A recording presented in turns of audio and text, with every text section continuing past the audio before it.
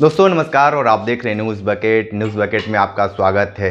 केंद्र सरकार ने सीए वो लागू कर चुकी है, पूरे देश में लागू होने की बातें कर रही है, लेकिन विभिन्न प्रदेशों में बहुत सारे मुख्यमंत्री कह रहे हैं कि हम लागू नहीं करेंगे। हमारे साथ हैं सांसद प्रत्याशी वीरेंद्र सिंह जी हैं और इनसे बात करेंगे कि जो सीए जो कानून आया है आने वाले वक्त में यानी इस समय चुनाव पर कितना असर डाल पाएगा।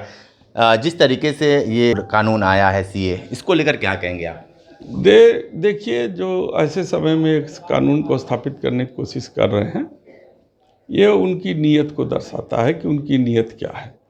भारतीय जनता पार्टी घबरा गई है और पहले वो धार्मिक मुद्दे उठाती है। जब धार्मिक मुद्दे पर किसी प्रकार का रिएक्शन नहीं होता है, उनको माइलेज नहीं मिलता है, तो दूसरा मुद्दा उठाती है। फिर दूसरा मुद्दा पर नहीं मिलता है तो अब एक हथियार जो पहले से इन लोगों ने छिपा के रखा था, CAA का मुद्दा, उसको ये तत्काल प्रभाव से लागू किए हैं। तो ये तत्काल प्रभाव इतना दिन कहाँ थे, और पहले इनको करना चाहिए अगर नीति सही रहती इनको तो।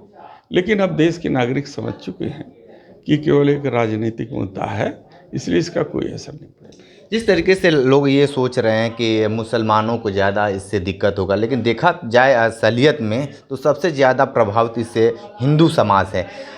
आप इसको क्या मानते हैं? देखिए, देश में तो वैसे ही 140 करोड़ जनसंख्या है। अब हम अपनी जनसंख्या को कंट्रोल करने के जगह और अपनी जनसंख्या हिंदुओं को या और लोगों को बुला करके अपने देश में और जनसंख्या वृद्धि की बात कर दें तो कहीं से ये जस्टिफाई दिखता नहीं है। जहाँ तक मुसलमानों की बात है, अभी आपने आसाम में देखा NRC लागू हुई, उसमें 4 लाख मुसलमान डाउटफुल हुए, लेकिन 14 लाख हिंदू।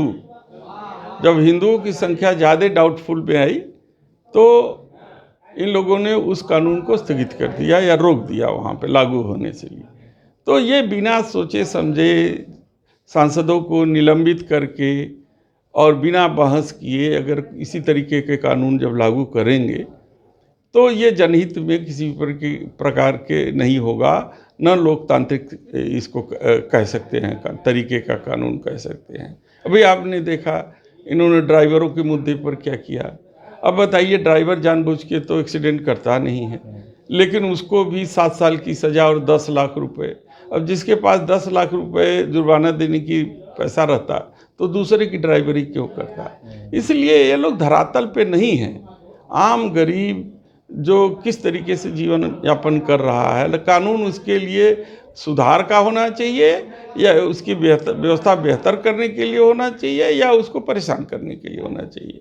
तो शिक्षा के क्षेत्र में कोई काम नहीं कर रहे हैं, ग्रामीण क्षेत्र में इनका कोई विकास नहीं हो रहा है, ना वहाँ दवाई के बिना लोग मर रहे हैं और अस्पताल की सुविधा है, न ही वहाँ पे जो है ट्रामा सेंटर है कि इमरजेंसी के समय कोई जो है इलाज हो सके किसी का। तो ये सारी चीज़ें हैं जो जनता समझ रही है, और जो वैक्सीन इन्होंने लगाया है बिना किसी ट्रायल के, उस वैक्सीन का इतना बड़ा प्रभाव पड़ रहा है कि नौजवान लड़के लड़कियां बच्चे सब लोग जिम करते करते जो है वो हार्ट अटैक हो जा रहा है। इस पर भी सरकार चुप है और कोई बयान नहीं दे रही है। पूर्वांचल की राजनीति को साधने के लिए ओम प्रकाश राजभर को मंत्री बना दिया गया।